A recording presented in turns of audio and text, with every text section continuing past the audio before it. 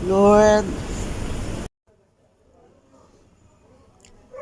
ang gulo na ng mundo ngayon. Parang lahat ng tao nagmamadali. Lahat ng tao gusto yumaman agad.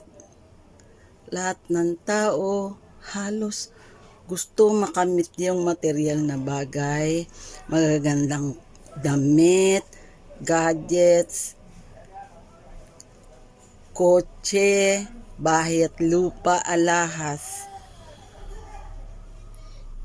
Pero alam nyo ba na pag tayo ay namatay, hindi natin madadala ang kahit ano sa langit.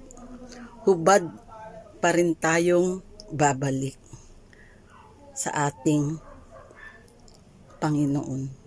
Kaya hanggat buhay pa,